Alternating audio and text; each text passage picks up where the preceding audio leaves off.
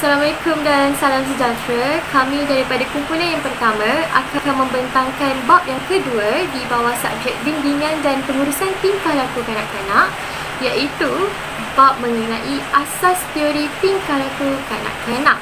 Di bawah bab yang kedua ini, kami akan menjelaskan 4 teori. Yang pertama, Social Learning Theory ataupun SLT, yang menjelaskan tentang teori peniruan dan juga teori pemerhati. Yang kedua, Behaviorist Theory, yang menjelaskan tentang tingkah laku dan rangsangan serta dua bentuk penyembuhan, positif dan negatif, berserta dengan hukuman.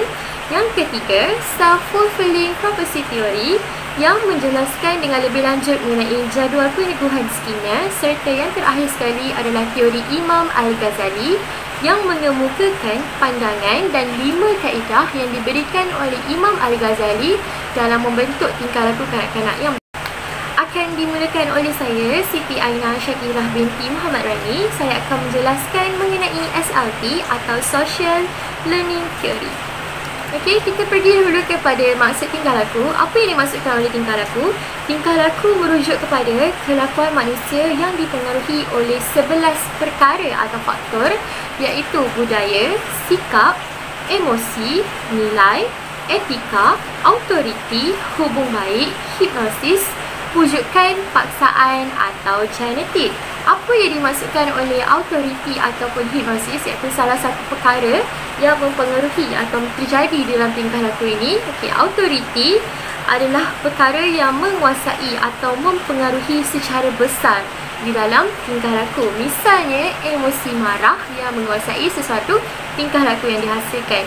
Dan yang kedua adalah hipnosis. Hipnosis ini merupakan satu keadaan yang mana misalnya individu tersebut sedang marah dan menghasilkan tingkah laku lain yang berupa satu tingkah laku yang mengamuk, baling-baling barang. Kita lihat individu tersebut seperti tidak sedar tingkah laku yang sedang mereka hasilkan, tetapi sebenarnya mereka sedar tentang tingkah laku tersebut. Inilah yang dikatakan hipnosis. Nampak seperti mereka tidak sedar, tetapi sebenarnya mereka sedar. Baik. Seterusnya, ada 7 andaian yang boleh kita lakukan terhadap tingkah laku. Yang pertama sekali, tingkah laku boleh dipelajari. Kenapa tingkah laku boleh dipelajari? Kalau tingkah laku tak boleh dipelajari, tak wujudlah teori-teori yang mengkaji tingkah laku. Misalnya seperti teori peniruan yang mengatakan bahawa manusia lain sebenarnya boleh meniru tingkah laku manusia lain. Okey, banyak teori-teori yang dihasilkan oleh ahli falsafah ini merujuk kepada tingkah laku yang berkembang dari masa ke semasa. Ini yang dikatakan tingkah laku ini boleh dipelajari. Yang kedua, tingkah laku boleh diubah. Kenapa tingkah laku boleh diubah? Tingkah laku ini tidak akan kekal selamanya sama. Contohnya, tingkah laku pada usia bayi, usia kanak-kanak tidak akan kekal sehingga usia remaja. Mesti ada perubahan pada tingkah laku. Mungkin dulu dia nakal-nakal, mungkin dah besar nanti dia jadi baik sikit. Mungkin dia dulu kecil-kecil seorang yang cengeng, suka menangis. Nanti bila besar, dia jadi seorang periang yang boleh beradaptasi dengan orang lain. Okey. Dan yang ketiga, intervensi diperlukan untuk mengubahnya. Apa pula maksud intervensi?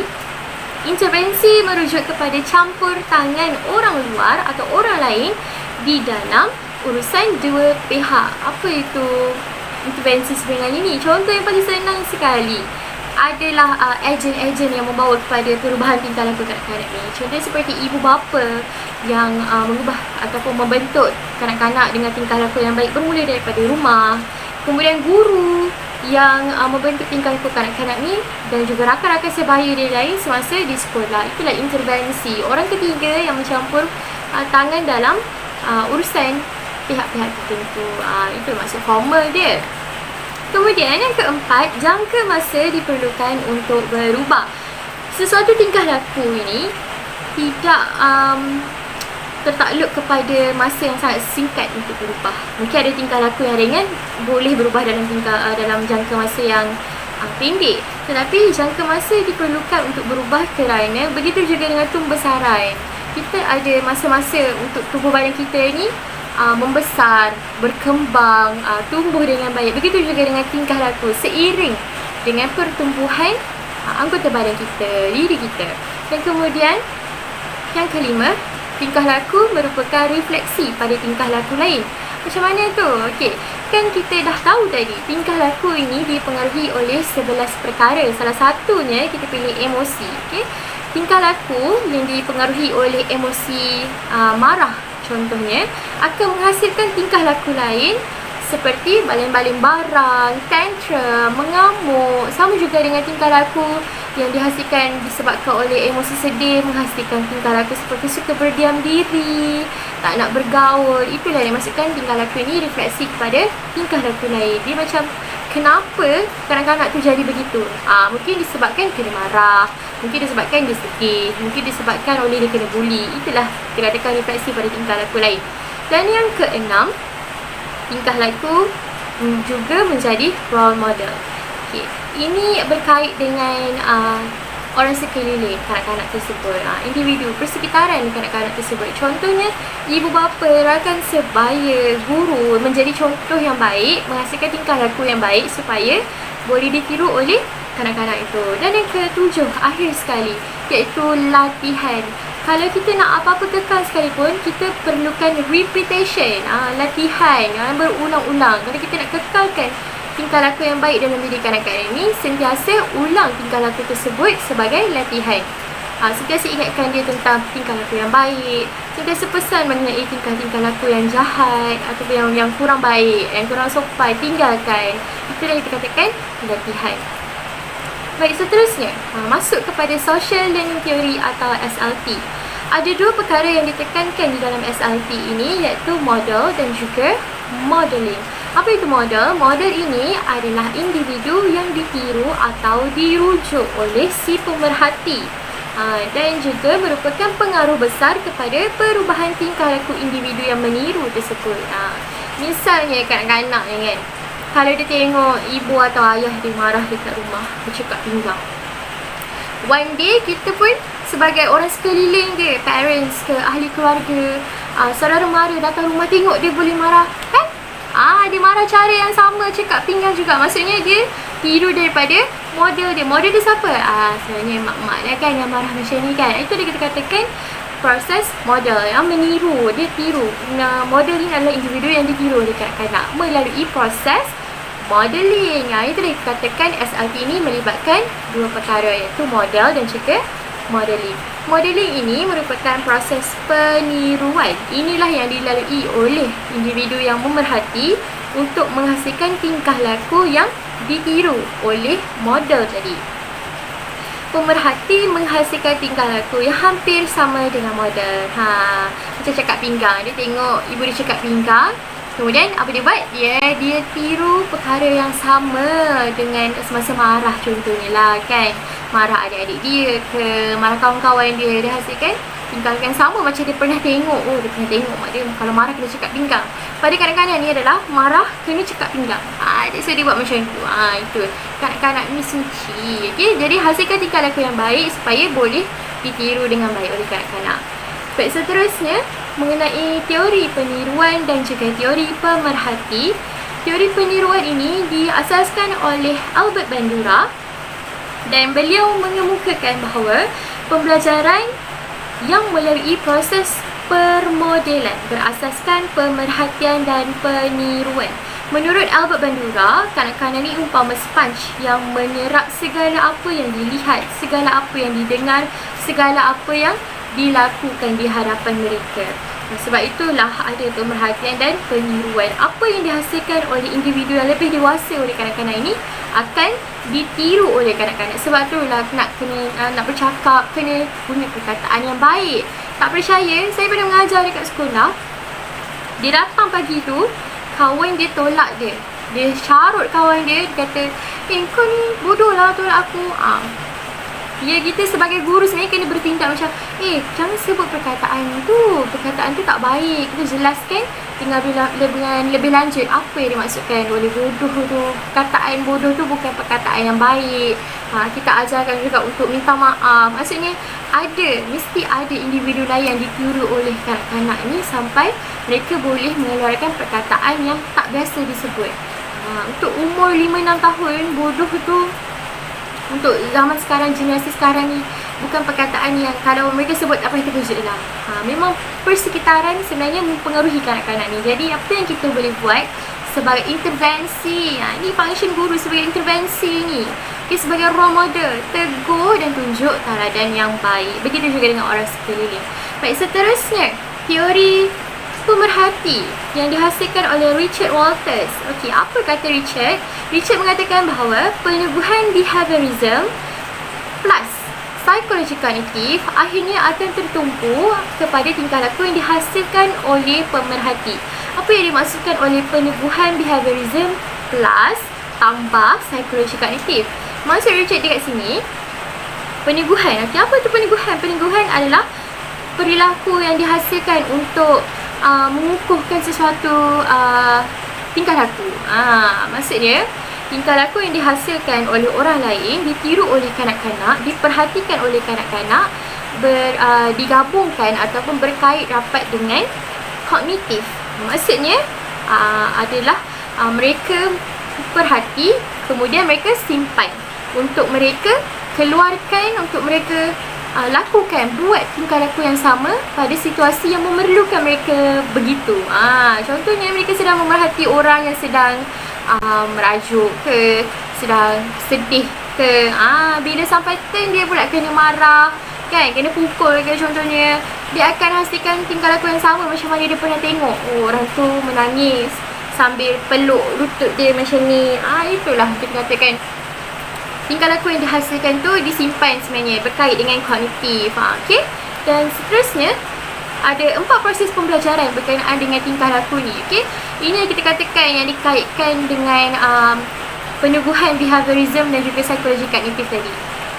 Perhatian yang diberikan oleh kanak-kanak ini ataupun semasa mereka memerhati, mereka perhati dengan sangat teliti dari A sampailah Z mengenai tingkah laku tersebut sebelum disimpan di dalam kognitif mereka, iaitu dalam minda mereka, kemudian dikeluarkan semula kepada situasi atau keadaan yang berkait rapat dengan emosi yang sedang mereka hasilkan. Kanak-kanak ni laju kanak-kanak ni sangat cepat, dia tak pick up apa-apa pun.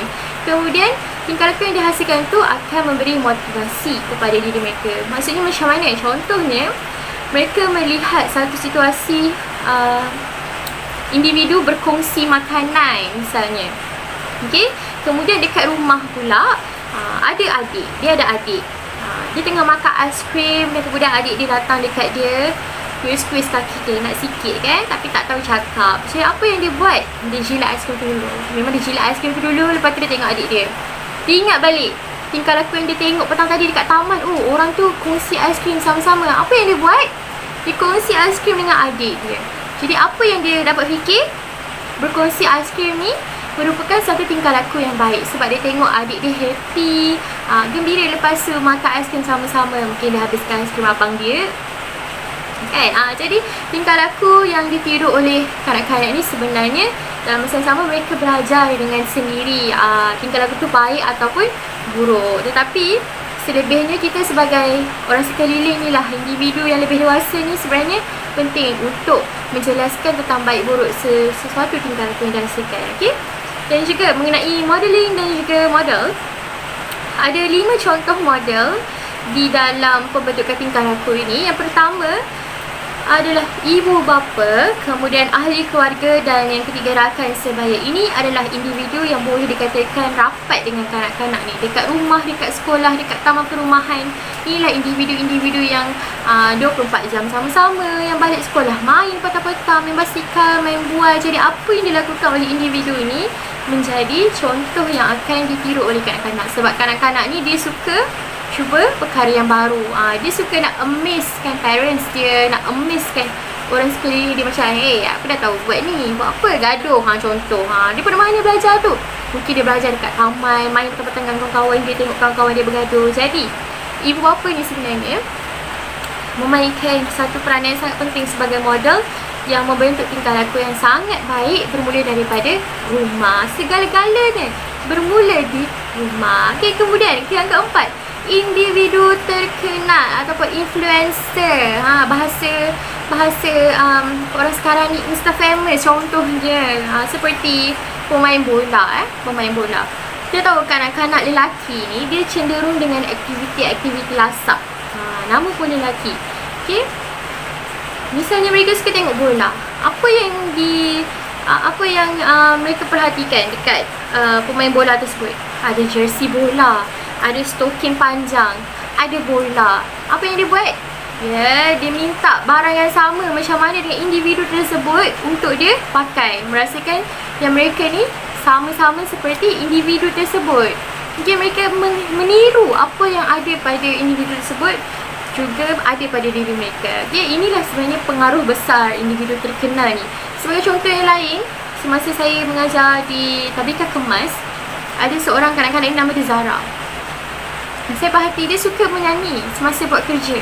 Tak kisah dia menyanyi lagu apa-apa, ABC sekalipun dia akan nyanyi. So saya tanya dia, Zara bila besar nanti Zara nak jadi apa? Dan dia jawab, seperti yang saya dah jangka kan. Dia cakap, saya nak jadi Siti Nurhaliza. Saya boleh nyanyi. Dia pergi dekat depan kelas, dia boleh menyanyi dengan sangat confident, dengan penuh penghayatan walaupun cuma ABC macam ABCD dengan gaya-gaya dia. Maksudnya apa? Individu terkenal ni memberikan pengaruh yang baik lah dalam diri kanak-kanak di dalam konteks Zara ni lah. Okay? Yang mana dia build up, dia menghasilkan Zara ini menjadi kanak-kanak yang berkeyakinan, yang yakin dia boleh exposekan bakat dia dekat depan kelas. Sebab kita tahu kanak-kanak ni tak semuanya berani untuk datang dekat depan kelas menyanyi ke, bercerita ke. Jadi bagus sebenarnya individu terkenal ni mempengaruhi kanak-kanak, tapi perlu dipantau oleh ibu bapa. Dan yang kelima, saya yakin ramai orang akan bersetuju, watak animasi adalah antara model yang mempengaruhi tingkah laku kanak-kanak. Okey? Sebagai contoh, filem Bobo Boy. Kartun Bobo Boy ni diminati bukan saja kanak-kanak tetapi pelbagai lapisan usia. Ada yang mengumpul patung, poster, bantal yang berbentuk Bobo Boy, dan juga ini satu ni, kuasa Gopal yang menukar objek menjadi makanan. Kanak-kanak selalu tiru. Okay, dia lari daripada dapur, lari tukaran makanan. Contohnya meja tu jadi roti, buku jadi kek, dia buat makan. Misalnya yang parents ni tengok mana, apa benda yang dia kanak-kanak ni buat kan. Sebenarnya dia tiru daripada watak animasi kartun. Kartun ni pun memberi satu pengaruh kepada kanak-kanak ni. Baik atau buruk terserah kepada ibu bapa. Ibu bapa kena sentiasa perhati apa yang dilakukan oleh kanak-kanak ni. Sebab itulah wujudnya YouTube for Kids.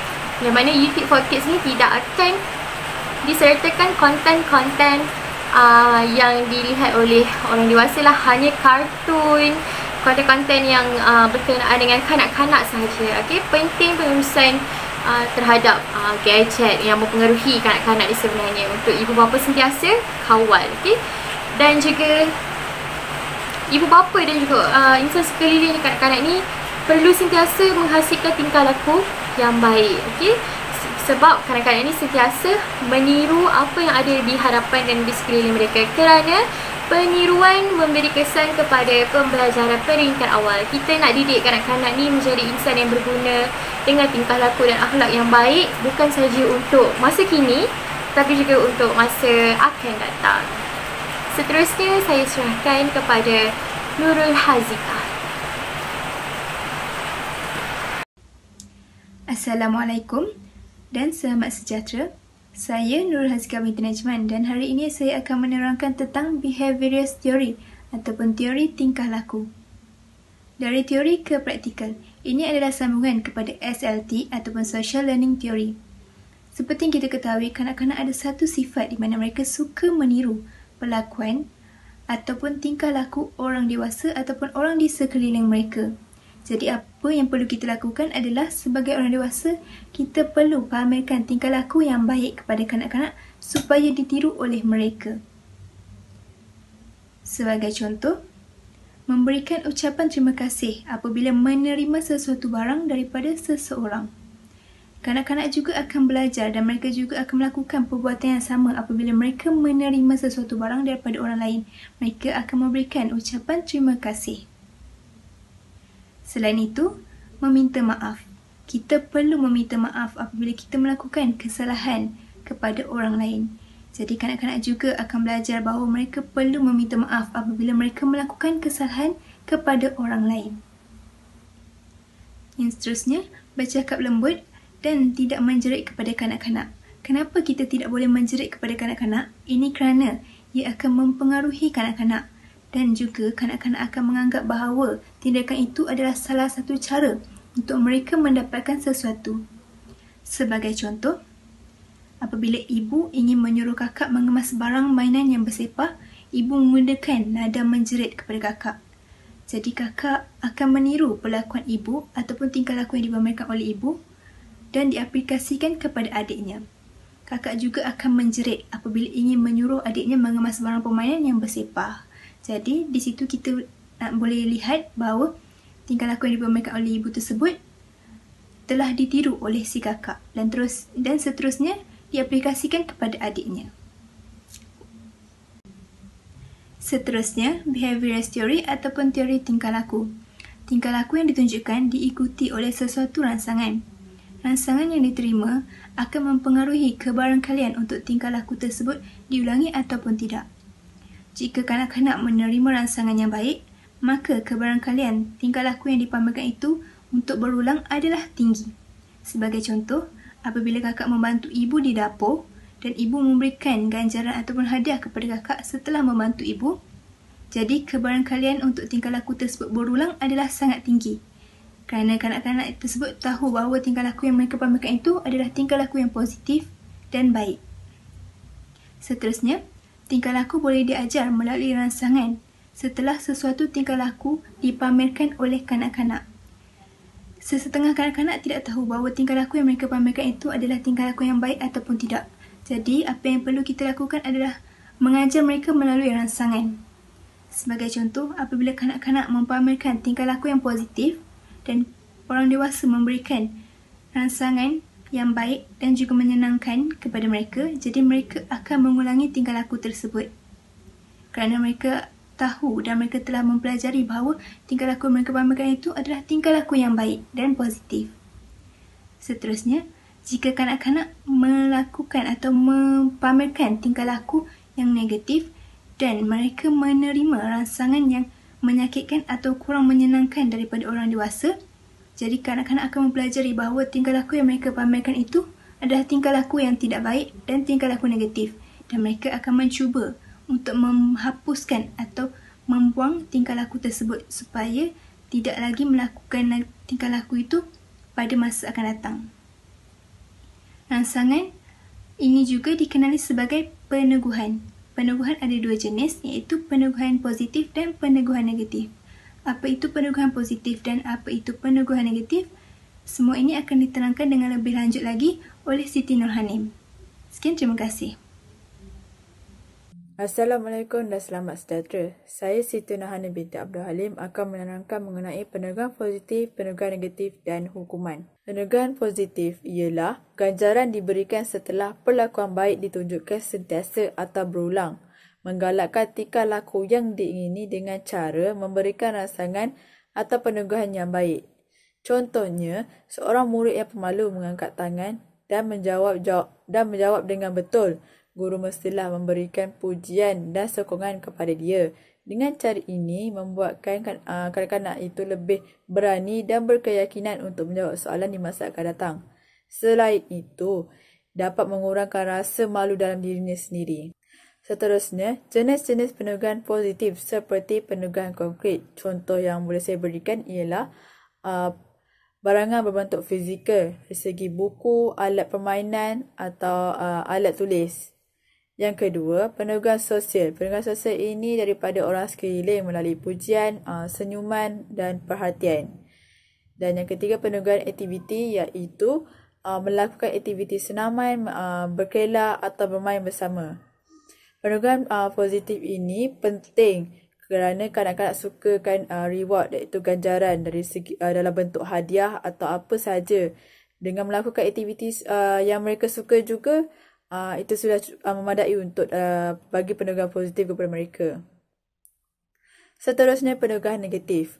Rangsangan yang tidak menyenangkan atau menyakitkan yang dihapuskan selepas sesuatu tingkah laku ditunjukkan.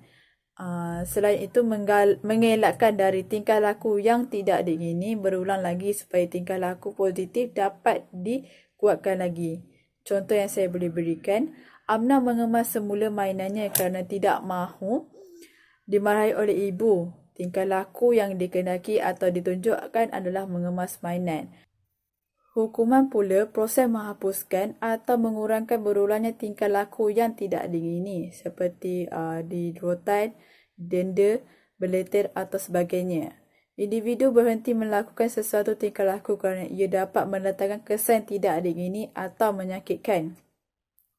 Kebarangkalian tingkah laku itu berulang adalah rendah. Kanak-kanak sendiri akan berhenti melakukan perkara-perkara negatif kerana mereka tahu jika mereka melakukan perkara itu, mereka akan didenda atau diberikan hukuman. Mungkin mereka kena rotan ataupun beletir. Hukuman ini adalah perkara yang perkara negatif yang tidak elok kepada kanak-kanak kerana ia memberikan kesan dari segi mental mereka di masa akan datang. Mereka menganggap kesalahan yang mereka lakukan perlu diberikan hukuman. Seterusnya, perbezaan di antara penegahan positif, penegahan negatif dan hukuman. Penegahan positif memberikan penegahan yang menyenangkan. Ia disukai oleh pelajar. Tingkah laku juga meningkat. Ini kerana bagi mereka perkara yang baik dari segi pujian atau hadiah kepada mereka, tingkah laku positif mereka akan terus meningkat. Penegahan negatif pula menghapuskan penegahan yang tidak menyenangkan. Ia disukai dan tingkah lakunya juga turut meningkat. Melalui situ, benda negatif akan berhenti. Ia menjadikan tingkah laku mereka lebih kepada positif untuk mengelakkan daripada terus kena beletir. Hukuman pula mengenakan denda. Ia tidak disukai dan menyakitkan. Tingkah laku juga terhapus atau berkurang. Melalui sini kanak-kanak tahu mereka akan dikenakan hukuman dari segi rotan atau beletir. Mereka akan berhenti melakukan perkara itu. Seterusnya, saya akan serahkan kepada Farzana. Assalamualaikum warahmatullahi wabarakatuh dan selamat sejahtera. Nama saya Nur Farzana binti Ahmad Roslin dan saya akan menyambung penerangan mengenai penegahan positif dan negatif ini, yang mana saya akan terangkan mengenai jadual penegahan Skinner. Kalau kita tengok di sini, jadual penegahan Skinner ni terdapat dua komponen, iaitu penegahan berterusan dan juga penegahan berkala. Yang mana penegahan berterusan ni bermaksud penegahan yang diberikan secara berterusan di peringkat awal. Misalnya seperti kata-kata pujian yang kita katakan sebagai penegahan positif sebentar tadi. Setiap kali selepas murid-murid membuat kerja sekolah, kita puji, okey bagus, hari ini semua buat kerja sekolah dan sebagainya, berikan tepukan dan sebagainya. Dan seterusnya adalah penegahan berkala. Penegahan berkala ini pula adalah penegahan yang diberikan mengikut jadual, nisbah atau masa, yang mana komponen dia sama ada tetap ataupun berubah. Misalnya seperti hadiah dan sebagainya. Setiap kali kita buat aktiviti besar-besaran, contohnya seperti acara sukan nikah dan sebagainya, pastikan ada hadiah supaya memberi galakan dan semangat kepada mereka ni, kanak-kanak ini. Jadi perkara itu kan tidak selalu dan masanya juga tidak tetap dan juga berubah. Dan seterusnya yang kita dapat lihat di sini adalah penegahan berterusan tadi. Seperti yang saya katakan, penegahan ini diberikan selepas setiap gerak balas. Contohnya seperti menonton televisyen. Contohnya, kalau di rumah, ibu bapa tu, okey, kalau nak tengok televisyen hari ini, kena siapkan dulu kerja sekolah. Kalau dah siap kerja sekolah, baru boleh tengok televisyen. Jadi penegahan ini, penegahan yang berterusan. Jadi setiap kali kanak-kanak ni nak tengok televisyen, mereka dah tahu, okey, hari ni ada kerja sekolah apa-apa-apa, jadi mereka kena siapkan dulu. Kalau tak siap, tak boleh tengok televisyen. Jadi apabila kita dah selalukan kebiasaan seperti ini, lama-lama mereka akan terbiasa secara sendirinya. Dan mereka juga cepat memberi kesan. Macam saya kata tadi, apabila kita dah biasakan mereka dengan situasi seperti ini, mereka dah biasa. Jadi kesan dia memberikan tindak balas yang cepat lah. Seterusnya adalah peneguhan berkala, iaitu nisbah yang tetap. Peneguhan selepas bilangan set gerak balas yang telah pun ditetapkan. Contohnya seperti kerja yang dibayar mengikut kadar. Jadi contohnya seperti seorang kerani. Seorang kerani yang memang kerja dia, gaji dia 1,200 sebulan. Jadi setiap kali 30 hari bulan dia akan dapat gaji. Jadi inilah yang kita katakan peneguhan berkala nisbah tetap. Jadi setiap bulan dia akan dapat gaji 1,200 pada 30 hari bulan. Dan gerak balas yang diberikan adalah berhenti seketika selepas peneguhan. Dan juga dia cepat memberi gerak balas. Yang seterusnya adalah peneguhan berkala nisbah yang berubah. Yang mana peneguhan ini adalah selepas beberapa bilangan gerak balas yang berubah-ubah. Contohnya seperti mesin yang mengeluarkan tiket dengan memasukkan wang ke dalamnya. Macam kita katakan mesin tiket parking. Kita akan masukkan wang yang kita masukkan tidak sama dengan orang individu yang lain, betul tak? Sebabnya kita masuk parking sejam, mungkin percuma sejam yang pertama. Orang lain masuk 2 jam mungkin RM2 dan sebagainya. Dan gerak balas yang diberikan tu sangat tinggi dan masih menunjukkan gerak balas walaupun peneguhan itu tidak diberikan. Macam saya katakan tadi, kalau macam mesin parking, kita masukkan kad, tapi jumlah parking kita tak kena pun dan sebagainya. Yang seterusnya adalah peneguhan berkala masa tetap, di mana peneguhan ini diberikan selepas satu jangka masa yang telah pun ditetapkan. Contohnya seperti kuis mingguan. Tahap gerak balas meningkat apabila diberi peneguhan tetapi menurun selepas peneguhan diberikan. Contohnya seperti seorang guru mengajar topik 1 pada minggu yang pertama dan dia telah pun tetapkan bahawa hari Jumaat kita akan ada kuis untuk topik pertama ini. Jadi murid-murid akan belajar dengan tekun lah untuk menjawab kuis mingguan yang telah pun diberitahu, yang ditetapkan masa dia. Jadi peneguhan ni akan meningkat lah, sentiasa meningkat untuk peneguhan berkala masa tetap ni. Kiranya apabila ada kuis mingguan ni, tahap tindak balas kanak-kanak itu akan meningkat lah. Jadi mereka akan faham, okey, hari ni kena belajar topik ni sebab minggu ni ada kuis untuk topik ni dan topik ni. Dan seterusnya adalah peneguhan berkala masa berubah.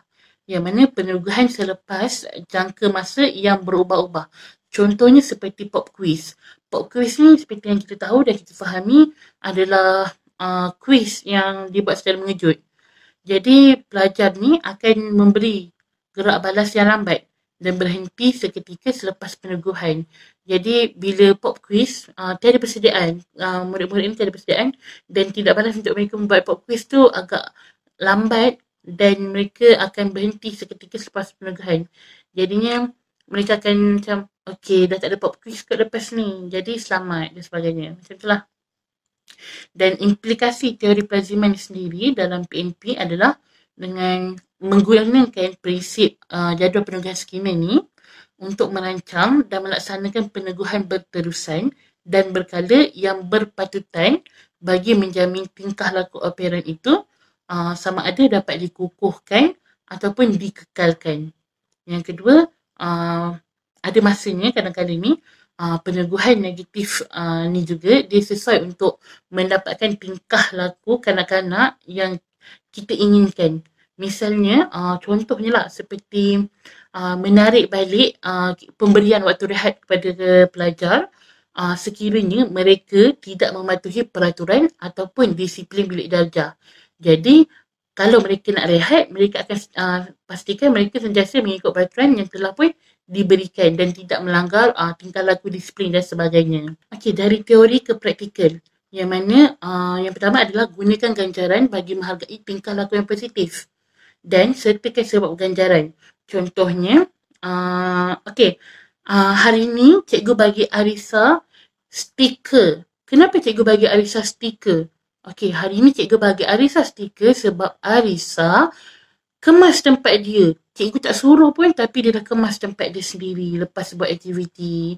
Jadi murid-murid lain akan tahu, oh lepas ni kalau nak stiker, kena kemas siap-siap lepas buat kerja. Jadi cikgu akan bagi stiker kalau kita bertindak begini-begini. Yang kedua, tetap dan berterusan adalah sesuatu yang amat penting untuk ditonjolkan. Contohnya macam penugasan yang kita berikan tu adalah kenalah tetap dan juga berterusan, dan tak semestinya melalui pemberian hadiah. Mungkin dengan melalui pujian. Okay Arisa, hari ni Arisa bagus. Okay, good Arisa. Arisa pandai, Arisa baik dan sebagainya. Supaya penugasan ini sentiasa berterusan dan tetaplah kita laksanakan. Yang ketiga, sentiasa menunjukkan perlakuan positif. Contohnya, setiap sekolah kan pasti akan ada amalan untuk satu murid, satu buku dan sebagainya. Jadi, melalui daripada guru itu sendiri, setiap kali masuk kelas, bawa buku. Bukannya buku pelajaran saja, tapi buku-buku yang boleh menarik minat semasa pengajaran kita itu sendiri. Jadi, lama-kelamaan, murid-murid itu akan terikut.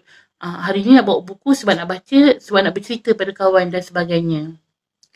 Yang keempat, penggunaan bahasa yang sesuai, iaitu seperti antara guru dengan murid itu sendiri. Janganlah kita guna macam kau kemas ni semua ni apa. Kita gunakanlah macam, okay, awak hari ni cikgu nak awak kemas ni semua dan sebagainya. Lebih berbudi bahasa dan sopan lah, supaya kita boleh tarik minat murid itu juga.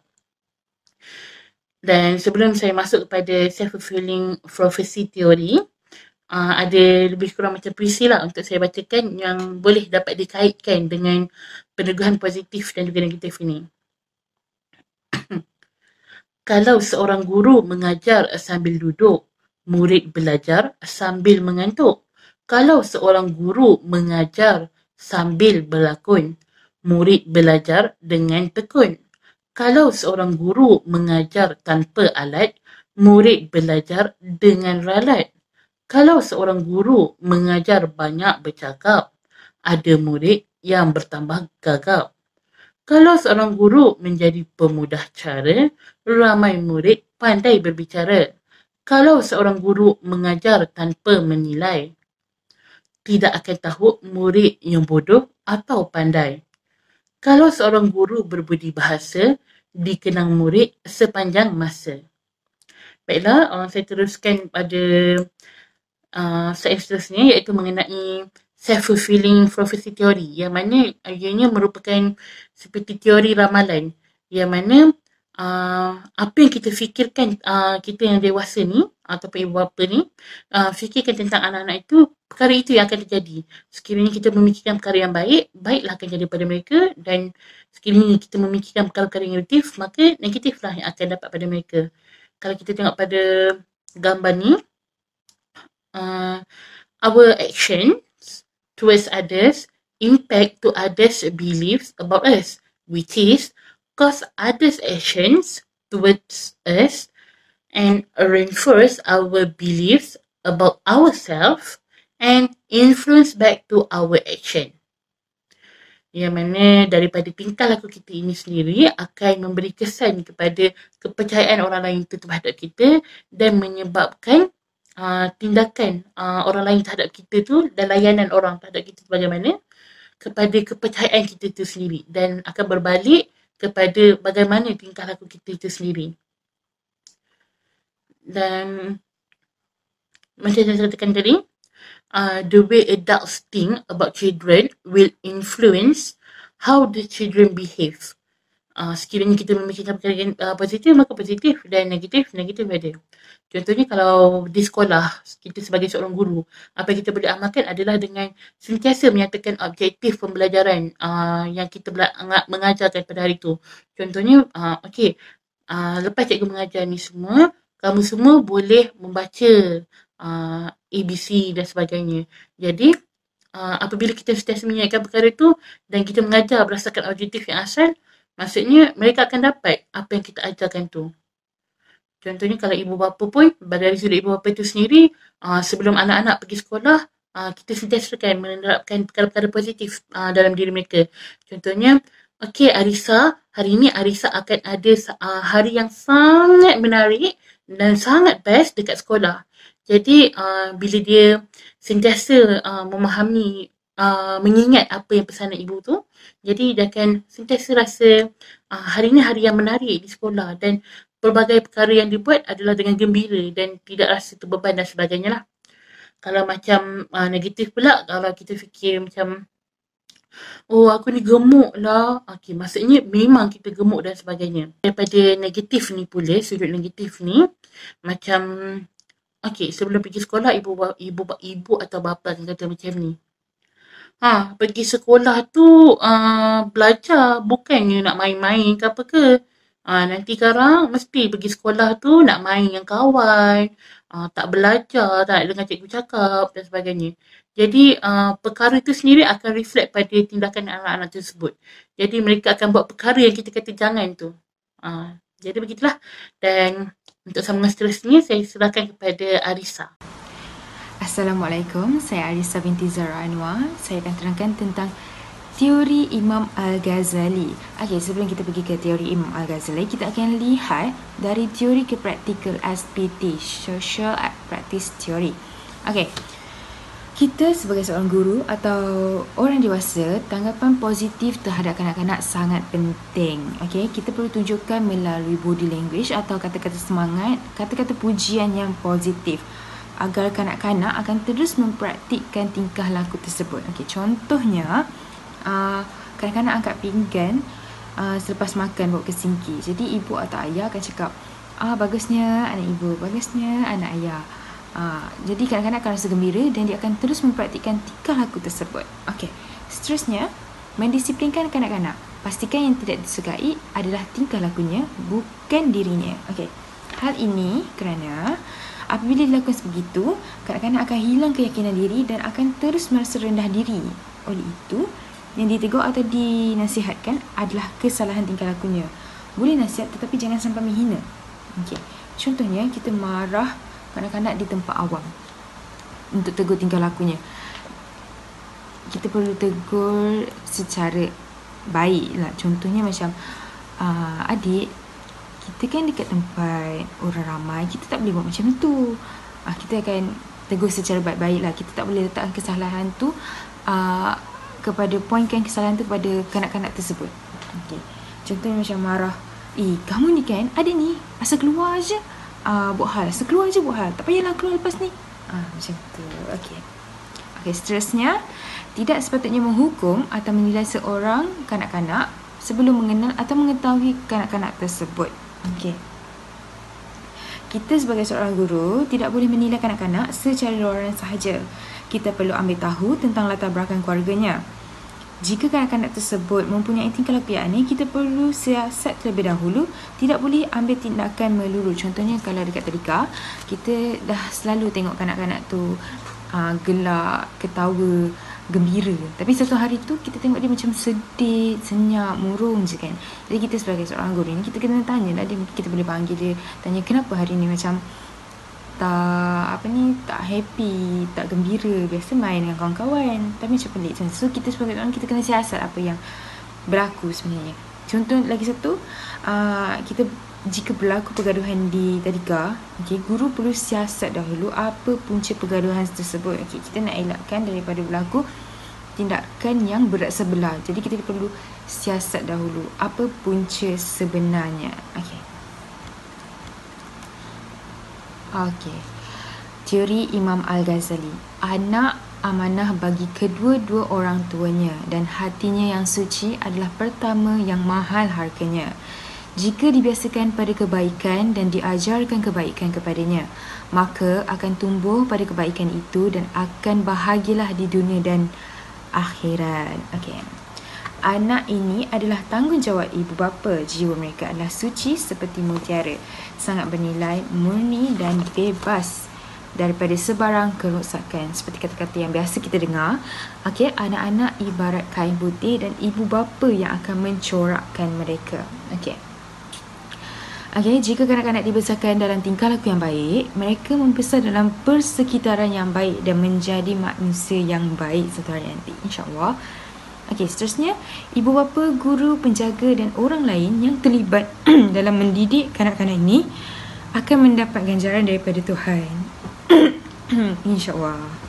Imam Al-Ghazali memberikan beberapa kaedah membentuk tingkah laku kanak-kanak yang baik. Yang pertama adalah observation, pemerhatian, imitation, tiruan, habituation, pembiasaan, advice, nasihat, reinforcement and punishment. Okay. Observation. Pemerhatian. Okey, kanak-kanak ni belajar melalui pemerhatian. Kanak-kanak akan lihat apa yang berlaku di sekelilingnya. Contohnya dia akan lihat tingkah laku ibu, ayah, abang, kakak. Contohnya dia akan lihat setiap pagi sebelum kakak dengan abang dia pergi sekolah, dia akan salam ibu ayah dia. So dia akan tengok, oh, okey. Dia akan tengok, salam abang dengan kakak sebelum keluar, mesti akan salam ibu dengan ayah. Okey. Yang kedua, imitation, tiruan. Bila kanak-kanak dah perhatikan apa yang berlaku, salam tadi, kanak-kanak akan cuba tiru apa yang dia perhatikan tu. Contohnya sebelum dia nak keluar, dia akan salam. Macam nak pergi main ke, macam nak tidur ke, dia akan salam. Macam tu. Okey. Seterusnya, habituation, kebiasaan. Okey, apabila kanak-kanak dah berhati, dah tiru, jadi dia akan jadi kebiasaan untuk kanak-kanak tersebut. Sebelum nak keluar rumah, setiap kali nak pergi main je, dia akan salam. Dia cakap, ibu ayah nak salam. Ibu ayah nak, contoh macam ibu ayah nak keluar pergi kedai pun, dia akan cakap, ibu ayah salam, ibu ayah salam, salam. Dia akan salam sebab dia dah perhatikan, so dia tiru. Jadi akan jadi kebiasaan pada dirinya sebelum ibu dengan ayah dia keluar rumah ataupun dia nak keluar rumah, dia akan salam. Sebab tu kita akan perlu tunjukkan tingkah laku yang baik lah kalau sekeliling kita ada kanak-kanak. Sebab kanak-kanak ni akan perhatikan apa tingkah laku kita, dan bila dia rasa kita dah biasa lakukan, so dia akan tiru. Dia tiru, itu akan jadi pembiasaan. So kita kena jaga kata-kata, tingkah laku yang ditunjukkan pada kanak-kanak tersebut. Okey. Seterusnya, advice, nasihat. Teguran kepada kanak-kanak dalam bentuk mengajar, bukan marah. Okey, contohnya sebelum makan baca doa makan. Jadi kanak-kanak akan dah biasa sebelum makan akan baca doa. Satu hari kanak-kanak terlupa nak baca doa makan. Jadi kita sebagai orang dewasa, ibu bapa ataupun kakak, abang, kita akan tegur dan cara yang baik lah. Macam, lupa ke sebelum makan baca doa? Tak baik tau makan tak baca doa.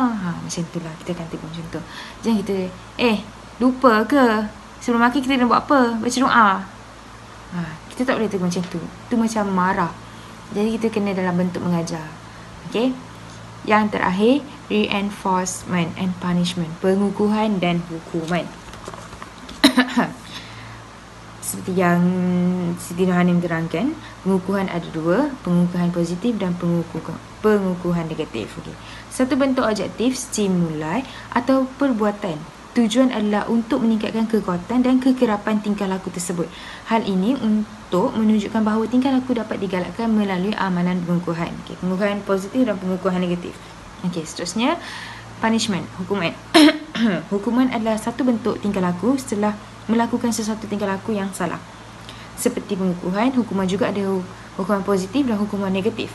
Hukuman positif adalah bentuk tingkah laku yang diberikan dan diikuti dengan pemberian satu rangsangan yang tidak menyenangkan. Okey, contohnya, kakak dengan adik bergaduh, adik tarik rambut kakak. Ibu datang, ibu tampar tangan adik. Ibu menampar tangan adik sebab tarik rambut kakak. Itu adalah contoh hukuman positif. Okey, menampar tangan adik. Okey, hukuman negatif, tingkah laku yang diberikan dan diikuti dengan penarikan rangsangan yang meneguhkan. Okey, contohnya ada dua orang budak bergaduh dan mainan mereka diambil. Itu adalah contoh hukuman negatif. Sama seperti time out lah. Kesimpulannya, tingkah laku kanak-kanak dipengaruhi oleh keadaan sekelilingnya, daripada ibu bapa, keluarga, guru, rakan sebaya. Okey, yang ada berdekatan dengannya. Dia akan perhatikan, dia akan tiru, dia akan pembiasaannya, dia akan jadi rutinnya. Jadi kita sebagai orang dewasa perlulah tunjukkan tingkah laku yang baik. Jadi kita kenalah cakap benda-benda yang baik, tunjuk benda-benda yang baik. Kita kena jadi contoh yang baik, teladan yang baik kepada kanak-kanak. Okey. Okey, sekian. Terima kasih untuk perhatian anda. Semoga berjaya.